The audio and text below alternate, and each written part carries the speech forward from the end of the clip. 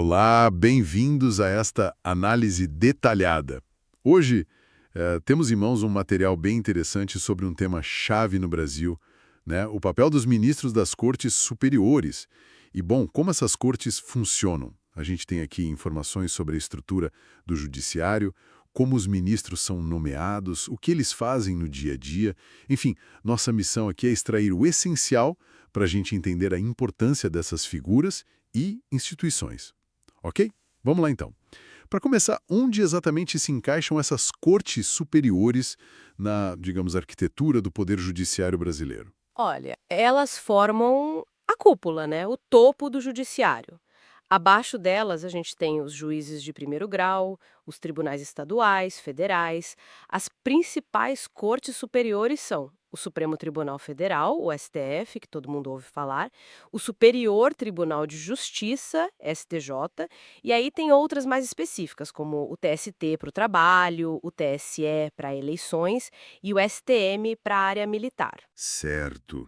STF e STJ são os mais conhecidos, talvez? Eles têm um alcance bem amplo. Basicamente, assim, o STF é o guardião principal da Constituição Federal. Ele que dá a última palavra sobre o que a Constituição quer dizer. Já o STJ, ele foca mais em uniformizar a interpretação das leis federais que estão abaixo da Constituição, sabe? O Código Civil, Penal, para garantir que a lei seja aplicada do mesmo jeito no país todo. Entendi. Então, um cuida da Constituição, o outro das leis federais comuns para ter uma coerência nacional. E, bom, como é que alguém chega a ser ministro numa dessas cortes? Imagino que seja um caminho bem específico. Pública. Depois, essa indicação passa por uma sabatina no Senado Federal e precisa ser aprovada pela maioria absoluta dos senadores. E tem os requisitos pessoais, né? Tem que ser brasileiro nato, ter mais de 35 e menos de 70 anos na data da posse, ter um notável saber jurídico e uma reputação ilibada, ou seja, íntegra. Notável saber jurídico e reputação ilibada são termos fortes. Sim, e são essenciais. Critérios parecidos, valorizando muito o conhecimento jurídico e a reputação, valem para as outras cortes, como o STJ. Pode variar um pouco a origem dos indicados, né? Podem vir da magistratura de carreira, do Ministério Público, da advocacia. O chamado Quinto Constitucional, por exemplo, reserva vagas para advogados e membros do MP. E a aprovação do Senado aparece em vários casos também. É um mecanismo de controle importante. Certo. Um processo bem seletivo mesmo. E na prática, no dia a dia, o que um ministro faz depois de passar por tudo isso? Aqui que a coisa fica interessante, né? O centro de tudo é julgar os processos que chegam lá. O ministro pode atuar como relator de um caso. O relator é quem conduz o processo dentro do tribunal. Isso, ele estuda o caso a fundo, prepara um voto, que é a proposta de decisão, e apresenta para os colegas. Ou então ele vota nos casos relatados por outros ministros. Esse julgamento acontece nas sessões colegiadas, que podem ser no plenário, com todos os ministros, ou nas turmas, que são grupos menores de ministros. Mas eles também podem tomar decisões sozinhos, né? As chamadas decisões monocráticas. Geralmente isso acontece em situações mais urgentes ou para resolver questões processuais mais simples, antes do caso ir para o colegiado. Ah, então tem decisões individuais também. Tem sim. E além de julgar, tem todo um trabalho por trás. Eles elaboram votos escritos, que são textos bem detalhados explicando os fundamentos da decisão. São esses votos que, juntos, formam a jurisprudência do tribunal.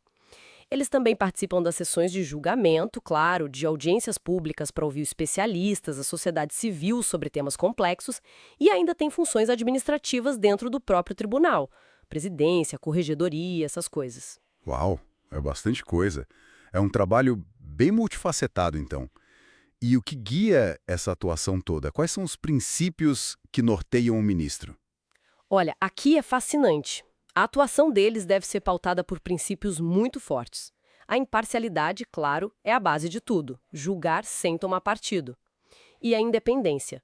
Essa independência é protegida por garantias que a Constituição dá aos magistrados, como a vitaliciedade.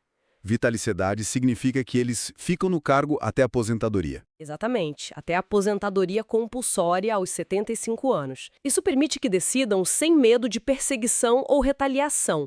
Tem também a inamovibilidade, não podem ser removidos ou transferidos do cargo contra a vontade deles. E a irredutibilidade de subsídios, que impede que o salário seja diminuído como forma de pressão. São garantias para que eles possam julgar livremente. Entendi. Garantias para proteger a decisão. Isso. E além disso, tem a publicidade dos atos processuais, que é a regra geral, para dar transparência. E um ponto crucial, a obrigação de fundamentar todas as decisões. Isso está na Constituição. Fundamentar. Explicar o porquê da decisão. Exatamente. Não basta dizer sim ou não. É preciso mostrar as razões, com base na lei, na Constituição, nos fatos do processo. Isso é essencial para a legitimidade da justiça. Faz todo sentido. E conectando tudo isso, qual é o impacto real dessas decisões das cortes superiores na vida das pessoas, no país? O impacto é enorme. Gigantesco, na verdade. As decisões, principalmente do STF e do STJ, não resolvem apenas aquele caso individual que está sendo julgado. Elas criam entendimentos, os chamados precedentes. Pensa nas súmulas vinculantes do STF, por exemplo. São resumos de entendimentos já consolidados que se tornam obrigatórios para todo o judiciário e para a administração pública. Ou então as teses de repercussão geral no STF e de recursos repetitivos no STJ. Nesses casos, o tribunal fixa uma interpretação sobre um tema que se aplica a milhares de outros processos iguais ou parecidos que estão parados esperando essa definição. Então, uma decisão lá em cima destrava muitos casos aqui embaixo. Exatamente. Esses entendimentos têm que ser seguidos por todos os outros juízes e tribunais do país. O objetivo é garantir segurança jurídica, previsibilidade e que a lei seja aplicada de forma uniforme, isonômica em todo o Brasil. E isso, claro, mexe diretamente com a vida das pessoas, né?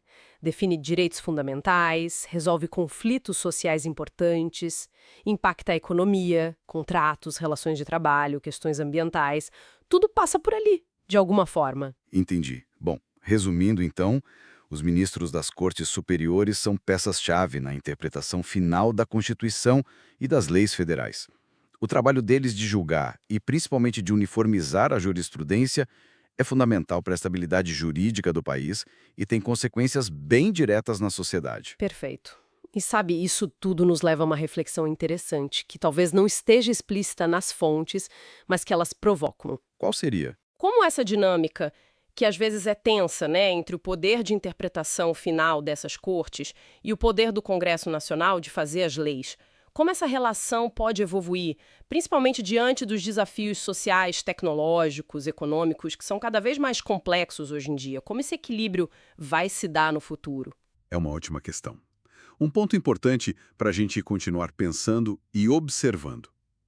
Bom, esperamos que esta análise tenha sido útil, tenha ajudado a clarear um pouco esse cenário. Muito obrigado por nos acompanhar nessa exploração.